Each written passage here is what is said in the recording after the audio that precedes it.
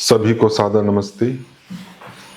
दिसंबर 2024 में UGC net JRF का जो पेपर हुआ उसमें बहुत लोगों ने सफलता प्राप्त की, बहुत विद्यार्थियों ने जेआरएफ किया और बहुत विद्यार्थियों ने नेट उत्तीर्ण किया।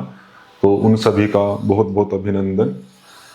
तो हमारी कनाड एकेडमी से भी 3 बच्चों का जेआरएफ हुआ है और लगभग 15 से अधिक विद्यार्थियों का नेट हुआ है।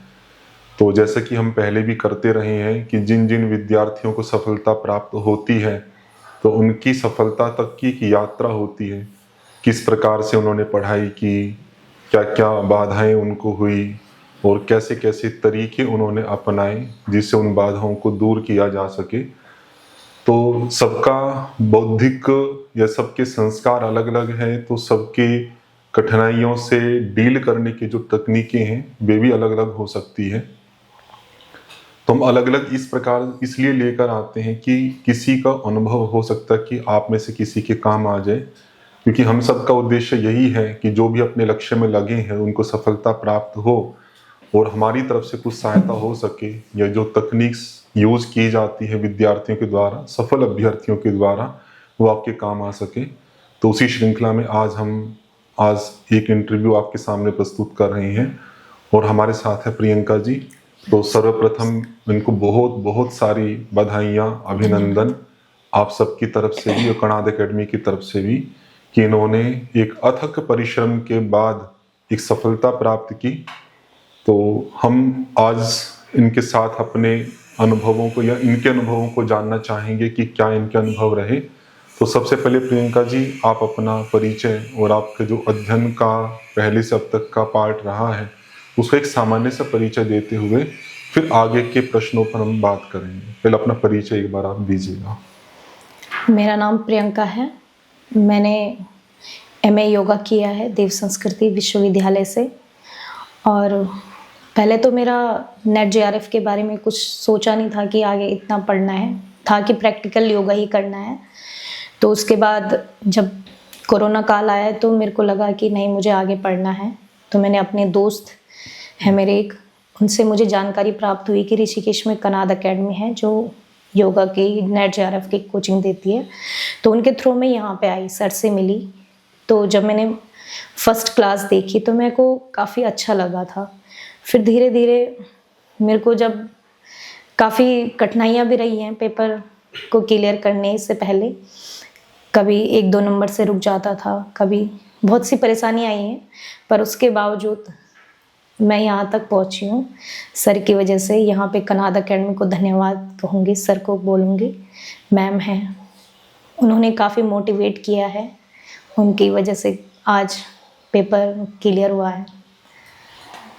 तो अब हम जो भी आपकी तैयारी का पार्ट रहा उसमें, तो उन दोनों पेपर का अलग अलग आप बताएं कि योग का जो पेपर था उसमें क्या आपका मजबूत पार्ट था, कैसे आपने तैयारी की उसकी, और विशेषतया आप किस विषय में कमजोर थी योग पेपर के संदर्भ में और उसकी तैयारी आपने कैसे की। तो जो तैयारी के संदर्भ में आपकी पूरी स्ट्रेटजी रही है उसमें जिन जिन चीज़ों पे आप विशेषतया ध्यान आकर्षित करना चाहती हैं उनको थोड़ा अधिक समय दीजिएगा, और जो आपको लगता है कि सामान्य चीज़ें हैं लेकिन आपने उसको अच्छे से उपयोग किया है तो उनके बारे में बताएं, जिससे वो तकनीक हमारे श्रोताओं तक पहुंच सके और उससे लाभान्वित हो सके। पहले तो मैं योगा पेपर के बारे में बताना चाहूँगी, जो हमारा सेकंड पेपर होता है। तो योगा में मेरे को मतलब कुछ चीज़ें तो मतलब जैसे पतंजलि योग सूत्र हैं तो कुछ कुछ पढ़ा हुआ था, मतलब इतना श्लोक वगैरह याद नहीं था, मतलब इतना डीपली पेपर के लिए थोड़ा बहुत जैसे योग चित्तवृत्ति निरोधा, मतलब वही सब याद था, 1-2 जो काफ़ी जिससे सबसे सुनने को मिलते हैं श्लोक, तो वही श्लोक याद ध्यान में थे। तो वही श्लोक थोड़ा सा बहुत ध्यान में थे। और जैसे कुछ सब्जेक्ट हैं जैसे हठ योग है, हठ योग मेरे को काफ़ी अच्छा लगता था, तो हठ योग मैंने काफ़ी इंटरेस्ट है। जैसे ग्रहण संहिता है, कुछ अध्याय मैंने पढ़े हुए थे, हठ प्रदीपिका हो गया। तो बाकी मतलब इतना कुछ ज़्यादा पढ़ा नहीं हुआ था, पर मतलब सुना हुआ था। जैसे प्रिंसिपल उपनिषद है हमारी, नाम सुना हुआ था पर डीपली कुछ पढ़ा नहीं हुआ था। तो जैसे मेरे को एनाटॉमी ने, मैंने साइंस कभी थी नहीं मेरी, साइंस कभी पढ़ी नहीं थी, तो मेरे को उसको समझने में थोड़ा टाइम लगा था। थोड़ा सा मैंने पहले अपने दोस्त से भी पढ़ा था तो थोड़ा बहुत वहाँ से जानकारी मिल गई थी। फिर सर से पढ़ा, फिर नोट्स बनाए उसके, जैसे जैसे सर ने बताया कि हेडिंग बाय हेडिंग लिखनी है, उस पर फोकस करना है, एक एक सिस्टम को क्लियर करना है। तो मैंने एनओटपी में फोकस किया। अब जैसे श्लोक नहीं थे, भगवत गीता का होता है नोट्स बनाने में दिक्कत, तो जैसे सर ने बताया कि की पॉइंट श्लोक का एक वर्ड जो मेन वर्ड्स होता है उसको उठा के रखना है, उससे पूरा श्लोक रिकॉल करना है। तो मैंने वही चीज़ फॉलो करी। फिर घर जाके कई बार देखती थी, कई बार पूरा श्लोक याद नहीं होता था, तो मैं पूरे बुक को, मतलब कई बार होता है कि श्लोक ध्यान नहीं आता, तो जब पढ़ाई का जब स्टार्टिंग होता है तो किसी चीज़ पे स्टार्ट करते हैं तो हमें बहुत बार 9-10 बार करनी होती वो चीज़ें। फिर मैंने नोट्स बना के फिर मैं रिवीजन, खाना बनाते हुए भी वो श्लोक जैसे कीवर्ड्स है कि इस अध्याय में ये है तो ये है, तो उससे पूरा श्लोक याद करती तो थी। बार बार आप उस चीज को रिवाइज करती थी, हाँ, रिकॉल करती थी। हाँ, जब मैंने नोट्स बनाए तो जब मैंने पहले तो होता नहीं था वो चीज़, पर जब मैं अटकती थी फिर मैं बुक्स को, जब मेरा हो गया ठीक से, तब मैं जब भी कुछ करती थी तो एक की पॉइंट को लेकर तो श्लोक तो मैं पूरा रिकॉल वैसे ही कर लेती थी। और पतंजलि योग सूत्र है, तो पतंजलि योग सूत्र में पहले स्टार्टिंग में बच्चे श्लोक याद नहीं कर पाते हैं, तो पहले उसकी जैसे आप समझाते हैं कि उसके मीनिंग को जानो, उसके अर्थ को जानो। फिर मैं हेडिंग बनाती थी, जैसे उसका तो एक सीक्वेंस भी चलता है कि पहले अथ योगानुशासनम, फिर योग कैसे हासिल होता है कि जब चित्त वृत्तियों का निरोध हो जाता है, फिर अगर निरोध नहीं हो गया तो निरोध हो गया तो हमारी, हाँ, क्या हो गया तो वैसे होगा, नहीं होगा। तो मतलब अपने से अंदर से सवाल करना, फिर हिंदी में उसका बनाना। फिर जब मैं हिंदी में ऐसे बना लेती थी, फिर उससे क्या हो जाता है, श्लोक भी इजीली याद हो जाता है, क्योंकि हमें हिंदी में पता है, सवाल हमने करे हुए खुद से कि ये होता है तो ये होता है, ये नहीं होता है, तो उससे ही हमने क्या हो गया, श्लोक याद हो गए थे मेरे को।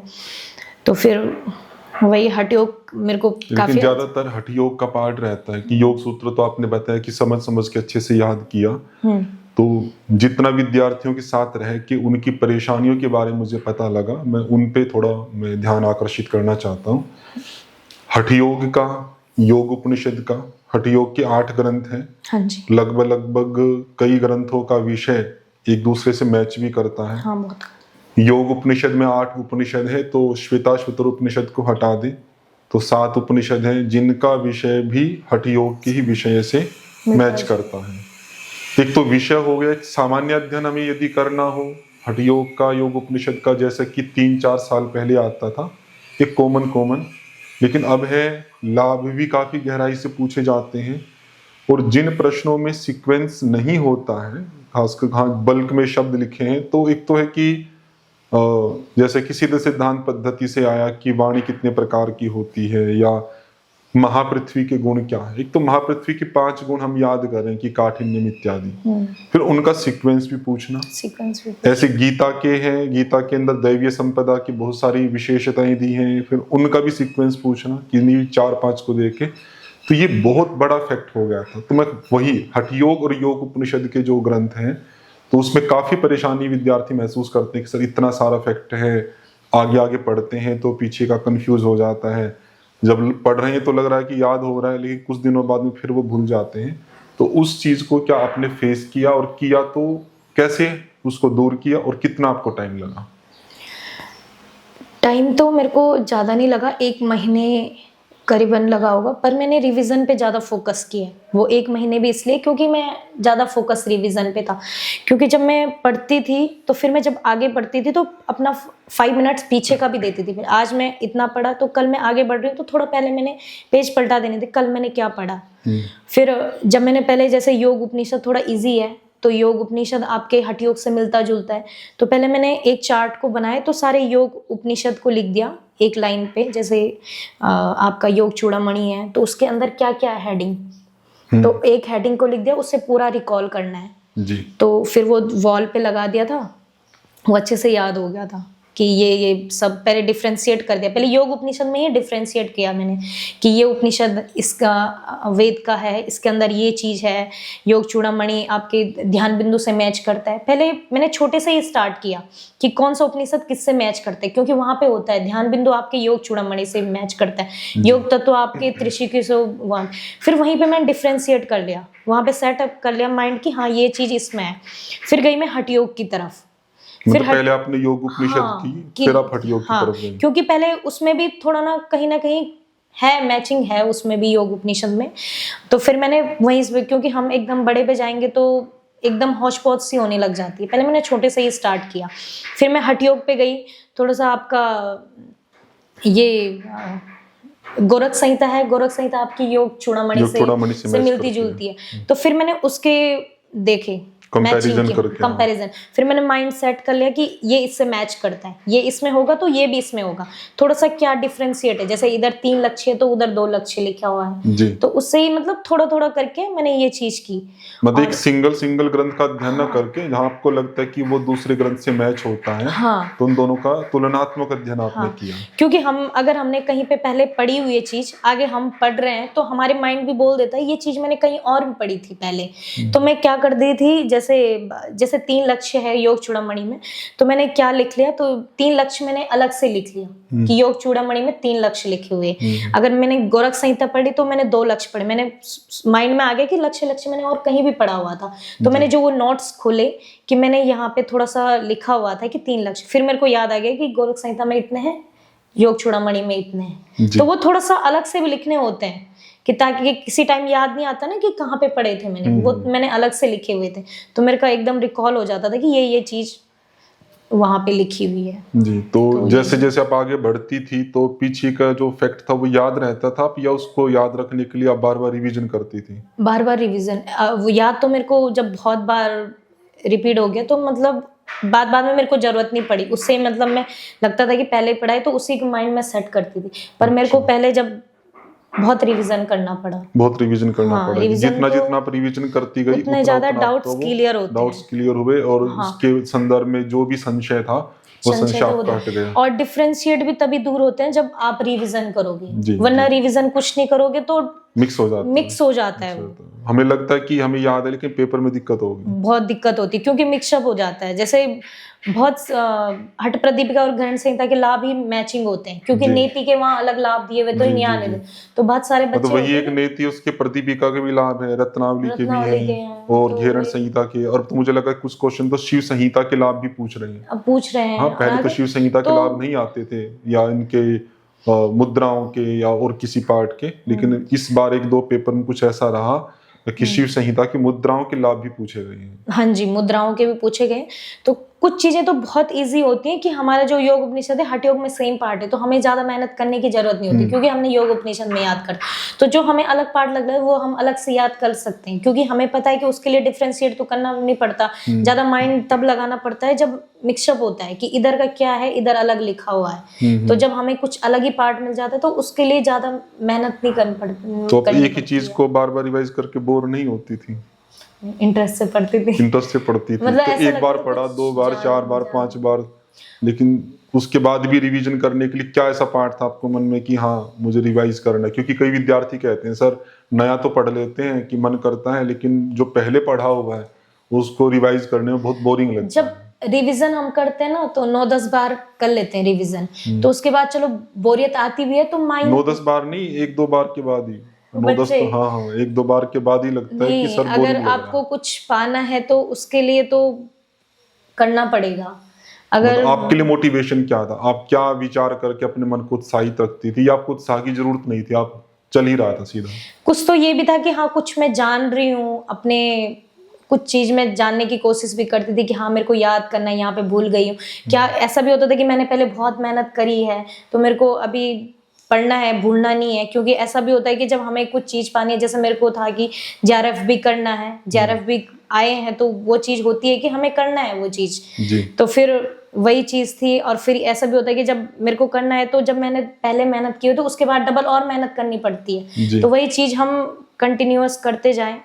तो कभी मैं अलग अलग ट्रिक से करती थी याद। रिवीजन भी ऐसा होता है कि जब इंसान याद करता है तो अलग अलग बाद में अलग अलग ट्रिक से भी याद हो जाता है। कभी इमेजिनेशन आप जैसे बोलते हैं तो वो भी, कभी श्लोक से, तो हर चीज इंसान एक जानने की कोशिश करता है। तो मैं उससे तो मतलब योग के सिलेबस में आपने योग उपनिषद हठ योग का तो बार बार रिवाइज करके किया, योग दर्शन में आप कह रहे हैं कोई खास इतनी दिक्कत आपको नहीं हुई, और जो सबसे ज्यादा दिक्कत हुई आपने अपने एनाटॉमी का पार्ट बताया क्योंकि आपका पहले का वो बेस नहीं था, जो भी साइंस से संबंधित चीजें थी तो उसका भी मुझे लगता वही पार्ट रहा कि बार बार रिवाइज कर करके आपने उन बार बार चीजों को उसको भी मैंने समझ के किया एकदम पहले समझ के हाँ किया, जी। क्योंकि एनाटॉमी मुझे लगती है समझ के जरूरी है क्योंकि हम और अगर मेरे ख्याल से 2 या 3 बार से तब एनाटॉमी के क्वेश्चंस की संख्या भी बढ़ गई है बढ़ गई है और 10 इस से बार 15 तक क्वेश्चन आ रहे इस हैं बार आपके। काफी आ रखे थे एनाटॉमी के और अच्छे क्वेश्चन आ रखे जी थे जी जी।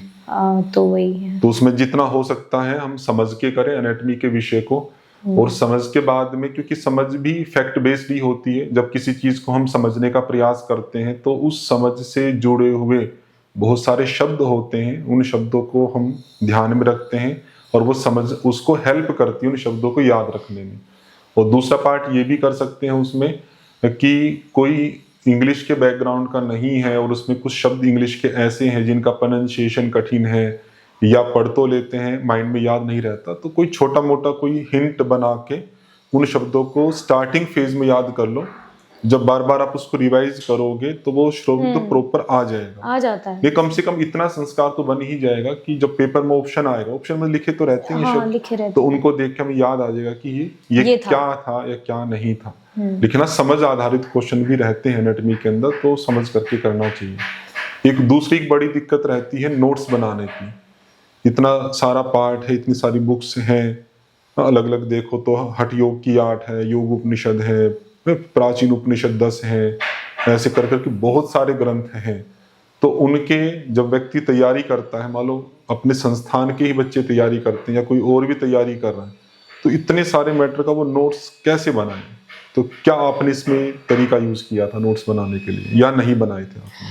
सर मैंने नोट्स बनाए नहीं थे योगा के, आपकी बुक से ही पढ़ा था क्योंकि उसमें नोट्स के ही जैसे बने हुए हैं, आपने लिखे हुए हैं, उसके की पॉइंट लिखे हुए हैं, तो मैं उन्हीं को बार बार रिवाइज करती थी क्योंकि उसमें बहुत सारा मैटर ऐसा है कि जो हम क्लासेस में कराते हैं वो नहीं है, नहीं, तो उसके लिए मतलब आपने क्या किया? है पेपर के लिए जितना चाहिए है वो उसमें हम उसी को रिवाइज कर सकते हैं।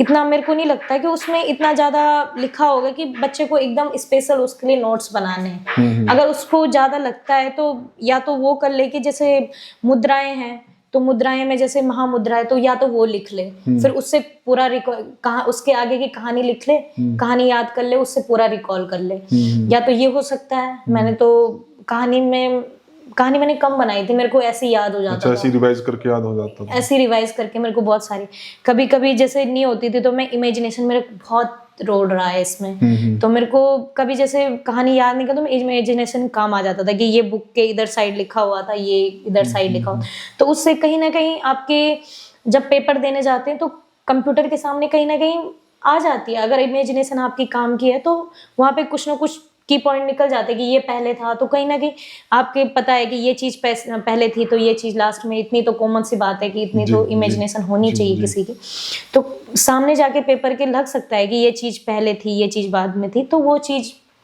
हो सकती है वहाँ पे। और आप सबकी जानकारी के लिए मैं बताऊं, प्रियंका जी की योग के संदर्भ में बहुत अच्छी तैयारी है।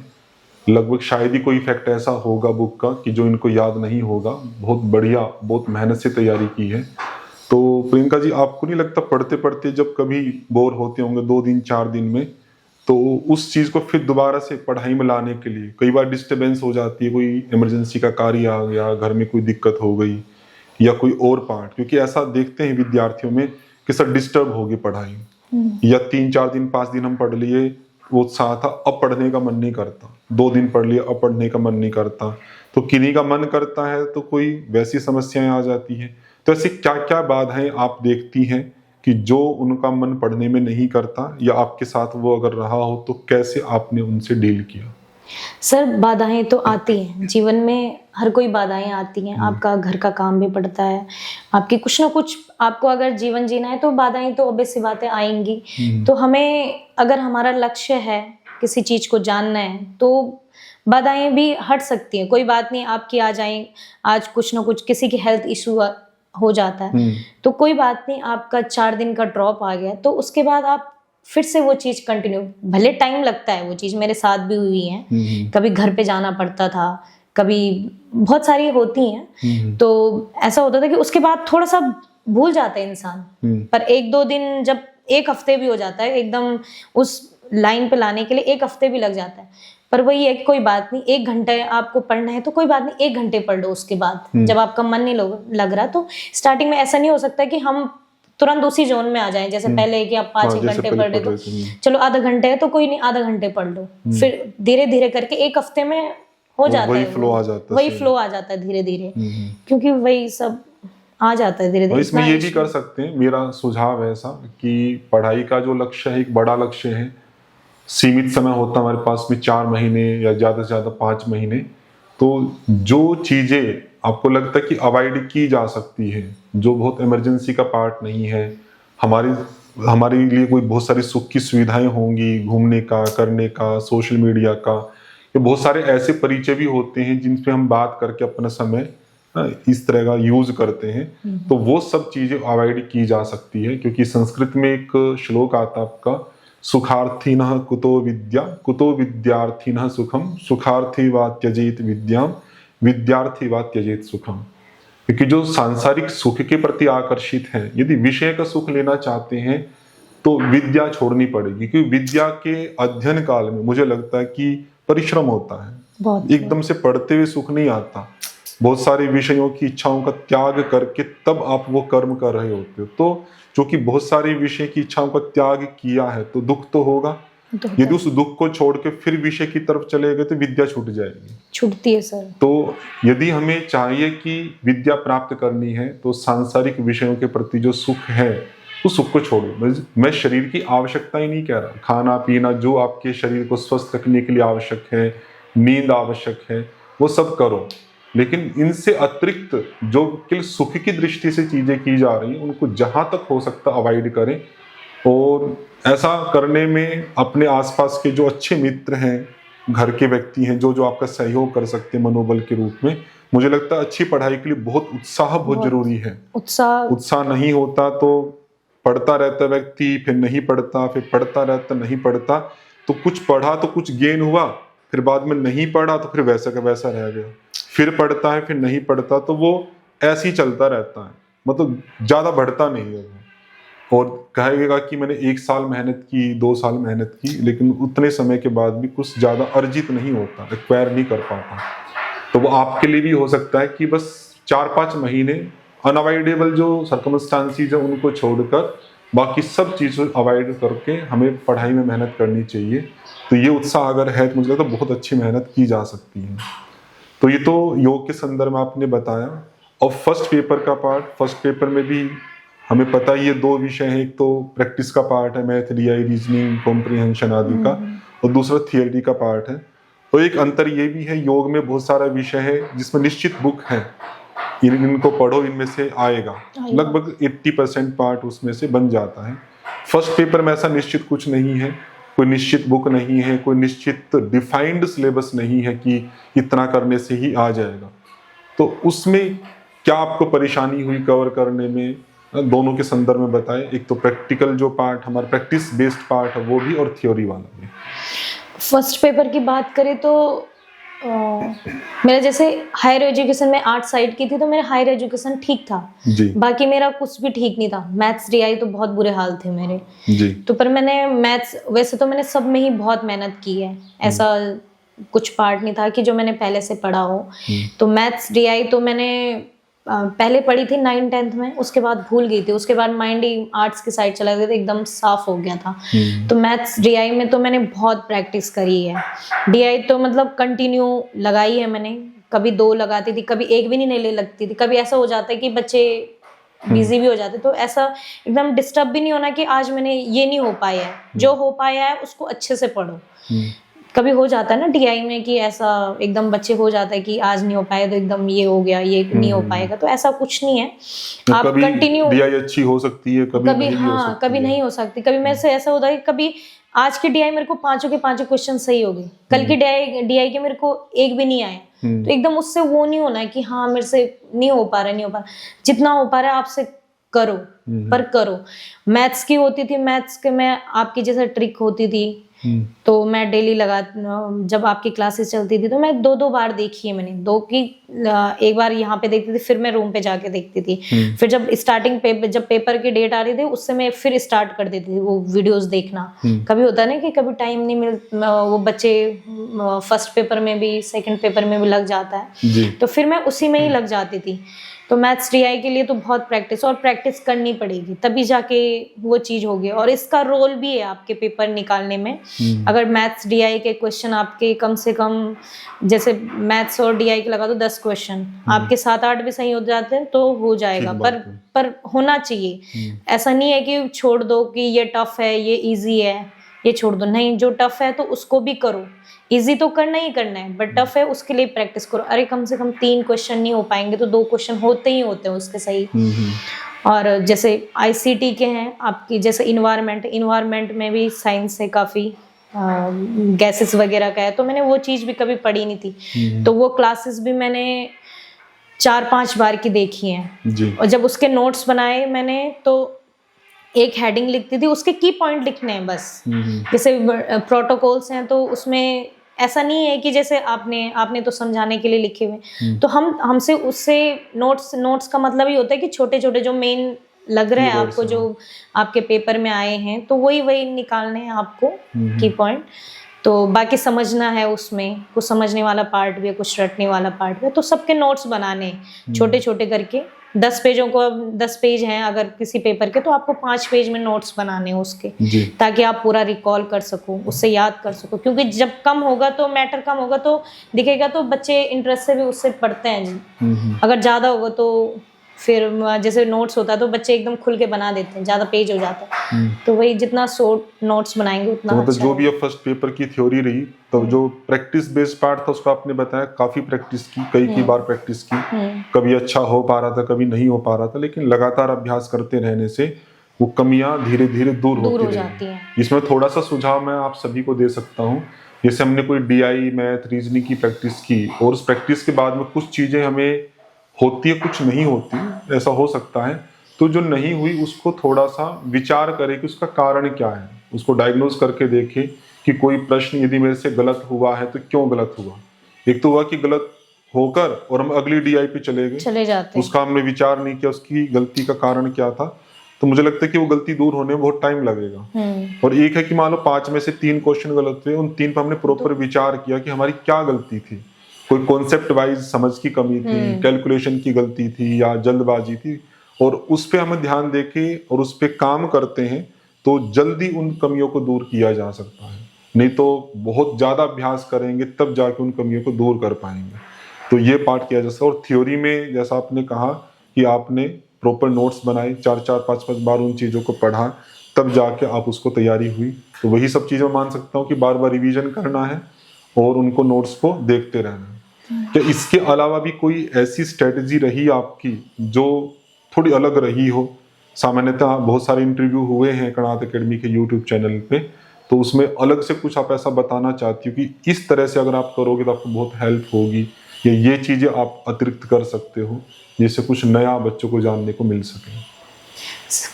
सर मेरी स्ट्रेटजी ऐसे कुछ नया ऐसा नहीं है, जो चीजें एक सामान्यता चल रही थी वही आपने किया और उसी जैसे आप बताते थे मैंने वही चीज फॉलो करी है, बाकी कुछ नहीं। बाकी किसी का तो हमें खुद भी लग जाता है कि हम मतलब कितना पढ़ना है कितना नहीं पढ़ना है, कितना हमारे माइंड में आ रहा है, कौन सी चीज क्लियर है कोई सी चीज नहीं है।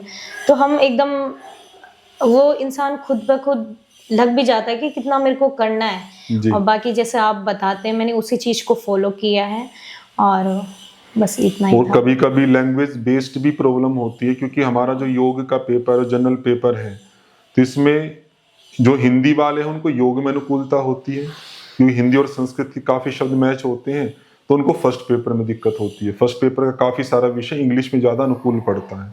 जिनकी इंग्लिश अच्छी है उनके लिए फर्स्ट पेपर में टेक्निकल वर्ड्स को समझना इजी हो जाता है।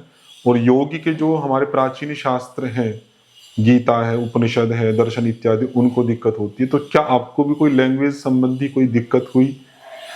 सर मेरे को पहले क्या था कि मैं हिंदी मीडियम से हूँ, जी तो मेरे को सारी चीज़ हिंदी में ही पढ़नी थी। पर फर्स्ट पेपर जितना देखा तो मेरे को, जब मैंने हिंदी पढ़ी तो उतनी हिंदी तो मेरी खुद भी ठीक नहीं थी। जी तो मतलब वो चीज़ जितना इंग्लिश में पढ़ोगे, क्योंकि हिंदी के ये हो जाता है कि हिंदी में ऐसे वर्ड्स बहुत सारे हैं कि जिसके अलग अलग अर्थ जाते हैं, पर इंग्लिश में एग्जैक्ट वही होता है, तो मानते भी वो चीज़ पहले इंग्लिश मतलब को ही ये है कि प्रेफरेंस इंग्लिश देते में हैं। जो वर्ड है उसका प्रॉपर एक्सप्लेनेशन सही मिल जाती सही है मिल जाता है और उसका। हिंदी में उसके कई अनुवाद हो सकते हैं और वो हिंदी का वर्ड भी संस्कृत निष्ठ होता है जो सामान्य भाषा में प्रचलित नहीं होता, तो उसका प्रॉपर अर्थ समझ पाना कठिन हो जाता बहुत कठिन हो जाता है, क्योंकि मैंने बहुत बार ट्राई किया है कि मैं हिंदी से समझूंगा। मैं अपने माइंड से कुछ और अर्थ समझती थी, बट जब उसकी नोट्स जैसे टीचिंग में तो अलग अलग वर्ड्स की वर्ड्स होते हैं, तो उसकी अलग मीनिंग जाती थी वहाँ पे, तो वो चीज़ हमें गलत करवा सकती है। जैसे तो हिंदी आपने मीडियम दोनों लैंग्वेज का आपने सहयोग हाँ, लिया, जहाँ दोनों पे का, हिंदी की आवश्यकता हिंदी जहाँ का, पे आपने हिंदी का इंग्लिश की आवश्यकता इंग्लिश का वहाँ पे लिया इंग्लिश आपने। का, तो चलिए। वही सब चीज़ें थी। तो कुछ आप अगर आप कुछ अनुभव या कुछ उत्साह के लिए भावी जो अभ्यर्थी उनके लिए कुछ कहना चाहती हैं आप? अनुभव तो सर काफ़ी अच्छा मिला है। एक तो सबसे पहले आत्मबल बढ़ा है। तो योग यहाँ पे आके मैंने, ऐसा नहीं है कि पेपर क्वालिफाई हो गए तो सब कुछ हो गया है। अभी मेरा 1-2 बार जब मैंने अटेंड दिए हैं तो मेरा 1-2 नंबर से रुका है। पर बहुत होता है जब इंसान किसी चीज़ के लिए मेहनत करता है तो थोड़ा दुख भी होता है, पर उससे बहुत कुछ सीखता भी है। हमें ऐसा नहीं होना है कि हम असफल हो गए तो यहीं तक ख़त्म हो गया सब कुछ। ये मैं पहले सोचती थी कि ख़त्म हो गया, पर जब आज कुछ चीज़ मिली है तो होता है कि हाँ, जब हम मेहनत करते हैं और धैर्य है हमारी चीज़ें, जब हमें किसी चीज़ को पाना है तो दोनों चीज़ बहुत रोल है इसमें, एक मेहनत एक धैर्य। जी अगर तुम्हें किसी चीज़ को जुनून है तुम्हारे अंदर, पाना ही पाना है कि तुम्हें करना ही करना है वो चीज़, तो ये 2 चीज़ रहनी चाहिए, या तो मेहनत या तो धैर्य। और अगर इतना भी रखना चाहिए और किसी चीज़ पे इतना डिपेंड नहीं होना चाहिए कि अगर वो चीज़ नहीं मिली तो हम एकदम, वो चीज़ नहीं मिली तो कुछ नहीं है हमारी लाइफ, सब कुछ है, हम कुछ और भी कर सकते हैं। मैंने खुद को ढाल दिया था कि अगर हो गया तो ठीक है, अगर नहीं हुआ तो वो भी ठीक है, चलो कुछ ना कुछ तो कर ही लेंगे। इसमें मैं भी कुछ बातें इसमें ऐड करना चाहता हूँ। इनका प्रियंका जी का ये शायद 5वां अटेम्प्ट है जिसमें आपका जेआरएफ हुआ है, चौथा अटेम्प्ट है। पिछले 2-3 अटेम्प्ट में उनका जेआरएफ से 1 या 2 प्रश्न के कारण से, कमी के कारण से रह गया था। तो ये उन विद्यार्थियों के लिए मैं कह रहा हूँ कि जो एक बार प्रयास करते हैं पूरा, मान लो कि 200 पे या 210 पे जेआरएफ की कट ऑफ गई और उनके लगभग 180-190 के आसपास रह गई या कम ज़्यादा भी रह गई, तो उनको लगता है कि मेरा जेआरएफ नहीं हुआ, या जो सफलता मुझे प्राप्त करनी थी, नेट हो या जेआरएफ हो, वो प्राप्त नहीं हुई, और वो उसको छोड़ देते हैं, एक तुरंत जजमेंट कर लेते हैं कि मेरे से नहीं होगा, कि मैंने प्रयास किया। तो उन चीज़ों के लिए मैं कह रहा हूँ कि इतनी जल्दी जजमेंट करना सही नहीं होता, आपको फिर प्रयास करना चाहिए। सफलता कोई ऐसा नहीं है कि हम किसी पुरुषार्थ के साथ उसको बिल्कुल तुरंत जोड़ दें, इतना पुरुषार्थ तो तुरंत सफलता, या इतना पुरुषार्थ तो तुरंत सफलता, ये एक अज्ञान की स्थिति है। बस वही है कि जब तक सफलता नहीं मिल जाती तब तक पुरुषार्थ, मैं इस सिद्धांत को मानता हूँ। पुरुषार्थ की कोई मानक नहीं है कि इतना पुरुषार्थ करना है। तो पुरुषार्थ फोकस ना होके आपका लक्ष्य, आपका फोकस है, आपका यदि बड़ा कोई लक्ष्य है जीवन का वो, या आपका जेआरएफ लक्ष्य है वो, तो पुरुषार्थ में वही मानता हूँ। मेरा पर्सनली जो मानना है कि जब तक लक्ष्य की प्राप्ति नहीं हो जाती तब तक करते ही रहो, बस यही मानक है पुरुषार्थ का। पुरुषार्थ का ये नहीं 1 साल, 1 महीना, 2 साल, 5 साल, 20 साल, कुछ नहीं। ये सब केवल हमारे माइंड के कुछ कमियां हैं। हम ये कहते हैं कि नहीं मैंने तो बहुत कर लिया, बहुत के कोई मानक नहीं है। बहुत का कैसे मानक हो सकता है? जितना हमने किया उतना कुछ प्राप्ति हुई हमें, हम उसको तुरंत वहां तक की क्यों लेके जाते जो अंतिम लक्ष्य है। तो जितनी प्राप्ति हुई उससे सीखो, जो प्राप्ति नहीं हुई उन कमियों को विचार करो और आगे फिर उनको दूर करने का प्रयास करो। तो ये तो मुझे लगता है कि मैच्योर व्यक्ति की विशेषता है कि वो लगातार पुरुषार्थ करता रहे।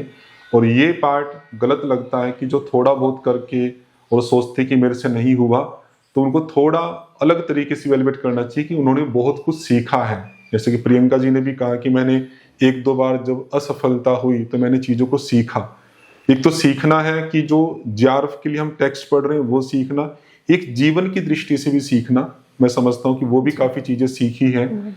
जो हमें समाज में जीना सिखाती है या अपने और आपसी संबंध जो भी हमारे हैं उनके साथ जीना सिखाती है। तो आप लोग कभी भी हार मत माने। संसार में यदि कुछ करना है, हम कुछ चाहते हैं अच्छा करना, तो बस करते रहो। उसमें ये मत विचार करो कि कब सफलता मिलेगी कब नहीं। तो एक अंतिम प्रश्न उसमें, ये तो नेट जेआरएफ का एक लक्ष्य हुआ जो आपने प्राप्त कर लिया है। आगे आप पीएचडी और जॉब के लिए प्रयास करेंगे, उसके लिए आपकी बहुत बहुत शुभकामनाएं भी है हम सब की तरफ से। लेकिन मैं एक मुख्य लक्ष्य और मानता हूँ इसके लिए कि जीवन में योग अगर आपने कुछ पाया आपने, तो उसके अनुभव के बारे में बताएं। कोई छोटा मोटा कोई एक पार्ट ऐसा कि हाँ, इस नेट जेआरएफ की जर्नी जो रही मेरी 1 साल 1.5 साल 2 साल जितना भी आपने टाइम व्यतीत किया, तो उसमें ये लक्ष्य तो प्राप्त हुआ ही हुआ, लेकिन उससे भी एक मुख्य लक्ष्य था कि जीवन में योग का आ जाना। जैसे आपने कहा कि व्यक्ति चिंतित हो जाते हैं, परेशान हो जाते हैं, तो मुझे लगता है कि अभी वो योग के पार्ट को नहीं सीख पाए, क्योंकि योग का तो सारा आधार यही है, चिंतित नहीं होना, परेशान नहीं होना, किसी से धोखा नहीं करना, छल कपट नहीं करना, अहिंसा का पालन करना है। तो आपने अपने जीवन में क्या ऐसा परिवर्तन महसूस किया योग के आने के बाद, वो आप एक बार बताएं, हमसे शेयर करें। पहले तो ये था, सोचा हुआ था कि जाना है, कोचिंग जाना है, नेट जेआरएफ करना है। तो जब मैं आई यहाँ पे, जब मैंने पढ़ना स्टार्ट किया, चलो पढ़ना स्टार्ट किया कि हाँ ये सब चीज़ें गीता में लिखी हुई, समभाव से रहना है, किसी के साथ गलत नहीं करना, ऐसा नहीं करना, वो सब पढ़ लिया, जान लिया, जितना भी जाना पड़ा। पर जब प्रैक्टिकल करने की बारी आई लाइफ में, साथ साथ यहाँ पे पेपर चलो निकाला ही, पर उसके साथ साथ बहुत कुछ सीखने को मिला है। जब किसी चीज़ को हमें करना है, जैसे असफल हो गई थी मैं, तो उससे भी बहुत कुछ सीखने को मिला है। तो योग उस टाइम थ्योरी पढ़ी थी, उसके बाद प्रैक्टिकल करना था तब मेरे को वो चीज़ जब आती है लाइफ में, कभी थोड़ा सा मेरे अंदर स्वभाव चंचलता का भी है, रजस थोड़ा ज़्यादा है जी। तो तब वो बातें याद आती थी, गीता की बातें। आप जब मोटिवेट करते हैं, आप अच्छी अच्छी बातें बताते हैं, तो वो सब उस टाइम याद आता था कि हमने पढ़ा है ये चीज़ें, कि हमें वो चीज़ लाइफ में भी उतारनी है। अभी प्रैक्टिकल करने की बारी है। कभी एकदम आदमी का होता है कि कभी सुख हो जाता तो एकदम बर्दाश्त नहीं कर पाता, एकदम नाचने लग जाता है, एकदम दुख हो जाता तो नहीं कुछ नहीं है। तो उस टाइम आती है कि इक्वल रहना है, सुख आए दुख आए समभाव में रहना है। तो ये आते ही है, मुझे लगता है आते ही दुख तो कभी न कभी आते ही रहते और मेरे को लगता है कि दुख थोड़ा बहुत आना भी चाहिए बीच बीच में। अगर दुख नहीं है तो आदमी कुछ नहीं सीखता है, अगर सुख है तो आदमी निकल जाता है इस समाज के कि कुछ नहीं है, बस और ज्यादा डूबने का प्रयास करता है उसमें। जब दुख आता है तो ये इन सांसारिक चीजों से थोड़ा सा वो लगता है कि हाँ कुछ नहीं है, जो है ईश्वर है। उस टाइम ईश्वर ही याद आता है और कोई नहीं आता है, उस टाइम उनकी बातें ही याद आती है। तो ये चीज आनी जरूरी है। मैं आज इसी संदर्भ में एक विचार कर रहा था, मैं और हमारे मित्र अमित जी चर्चा कर रहे थे, तो वो कह रहे थे कि बहुत लोगों में परिवर्तन आया, आजकल सांस्कृतिक पतन भी है, बहुत ज़्यादा लोगों में नेगेटिव रूप में बदलाव देखने में आ रहा है। तो मैं उनके साथ शेयर तो नहीं की थी, मेरे मन में एक विचार चल रहा था, तो आपका प्रसंग मैं रखना चाह रहा हूँ उसमें। हम पहले दुख में थे, बाहर की आक्रांताओं के कारण से या और भी कोई सांसारिक संघर्ष थे, तो दुख में रहता तो व्यक्ति उस दुख से दूर करने के लिए प्रयास करता रहता है, मानवीय जो मूल्य है उनके साथ भी जुड़ा रहता है, या भारत की परंपरा थी वो जुड़ा हुआ था। फिर वो जैसे सुख के साधनों की तरफ बढ़ता है, तो मुझे लगता है सुख के साधनों को सही दिशा में प्रयोग करने के लिए एक जो ज्ञान होना चाहिए कि साधन बाद में आए, साधन का प्रयोग कैसे करना चाहिए, वो एक विवेक आना चाहिए था। तो उस विवेक की कमी रही, हमारी जो भी पीढ़ी रही, 1-2 पीढ़ियां जो गुजरी हैं, तो उनमें विवेक की कमी रही। उन्होंने सुख के साधन तो दे दिए गए उनको, सब चीजें आगे संसार के अंदर, पैसा, ऐश्वर्य, लेकिन उस ऐश्वर्य का ज्ञान पूर्वक प्रयोग करना, वो ज्ञान वाला पार्ट नहीं आया। जैसे कि हम योग सूत्र में पढ़ते हैं ना, क्षिप्त एक प्रवृत्ति है, चित्त की 5 प्रवृत्तियां थी, क्षिप्त मूढ़ विक्षिप्त एकाग्र निरुद्ध। तो क्षिप्त और विक्षिप्त में एक शब्द का कॉमन प्रयोग है ऐश्वर्य का। क्षिप्त प्रवृत्ति में भी वो ऐश्वर्य की ओर जाता है, विक्षिप्त प्रवृत्ति में भी वो ऐश्वर्य की ओर जाता है। क्योंकि क्षिप्त में ऐश्वर्य है जो अज्ञान पूर्वक ऐश्वर्य है, तो वो बस भोग कर रहा है, उस भोग के प्रति पीछे कोई विवेक नहीं है। लेकिन विक्षिप्त अवस्था, जैसा हमने पढ़ा है शास्त्रों में, वहां सत्व प्रधान होता है, सत्व रहता, थोड़ा सा रजस रहता है। तो रजस के कारण से भोग की प्रवृत्ति तो होगी, लेकिन सत्व प्रधान होने के कारण से उसकी जो प्रवृत्ति है वो ज्ञान पूर्वक होगी, तो वो ऐश्वर्य की प्राप्ति में तो जाएगा। ईश्वर ने मना नहीं किया, वेद भी मना नहीं करते हैं ऐश्वर्य प्राप्त करो सांसारिक, गीता में भी आता है तुम धरती का भोग करो, लेकिन वो सब होना चाहिए ज्ञान और धर्म पूर्वक हो, किसी की हिंसा करते हुए ना हो। तो वो सब चीजें मुझे लगता है कि डेवलप हो गई है, मतलब गलत रूप में डेवलप हो गई, नहीं तो सुख आना भी गलत नहीं है अगर वो ज्ञान पूर्वक किया जाए तो हम फिर पुनः प्रियंका जी का धन्यवाद करते हैं। एक प्रश्न और बनता है कि जी, एक सफलता के साथ आप हैं अभी, तो आपका जो धन्यवाद बनता है किन किन। हाँ जी, आपने जो सफलता प्राप्त की तो सफलता में जो जो भी आपके धन्यवाद के पात्र बनते हैं, तो आप किन किन को धन्यवाद देना चाहते हैं? सर, सबसे पहले तो मैं एकेडमी को ही धन्यवाद देना चाहूँगी। सर आपको देना चाहूँगी, मैम हैं, आप लोगों ने काफ़ी मोटिवेट किया है मेरे को, और मेरे दोस्त का भी काफ़ी अच्छा रोल रहता है। मेरे दोस्त हैं, अंजलि हो गई और मयंक हो गए, विशाल जी हो गए, काफ़ी मेरे स्कूल फ्रेंड्स भी हैं, और मेन रोल है मेरे मम्मी पापा का भी है। जब माता पिता भी बहुत रोल है उनका। मैं बहुत बार, एक बार नहीं मैं 2-3 बार जब असफल हुई तो मैं एकदम हो जाती थी कि होता है कि मैं अब से नहीं हो पाएगा मेरा ये सब। तो मम्मी पापा तो बहुत मोटिवेट करते कि असफल, जब अभी तेरा समय नहीं है, पर उनको भी लगता था कि प्रयास कर रही है, पर उन्होंने काफ़ी मोटिवेट करा है मेरे को। तो मैं मम्मी पापा का भी धन्यवाद करना चाहूँगी। ठीक है प्रियंका जी, बहुत बहुत धन्यवाद आपका। आगे के भविष्य के लिए आपको बहुत बहुत शुभकामनाएं। आप अच्छी रिसर्च करें, अच्छे जॉब प्राप्त करें, लेकिन यही आशा करते हैं कि योग के जो सिद्धांत आपने सीखे हैं उनका हमारे ऊपर ऋण है, उन ऋषियों का, उन गुरुओं का, तो उसको अपने जीवन में हम धारण करके और उन शिक्षाओं को हमसे आगे आने वाली जो पीढ़ी है, हमारे साथ के जो लोग हैं, उनको सिखाकर उस ऋण से हम उऋण हो सके। नहीं तो ये सारा ज्ञान हमारे लिए एक भार के रूप में हो जाएगा यदि हमने उसको अपने जीवन में नहीं उतारा तो ऐसी आशा हम आपसे करते हैं।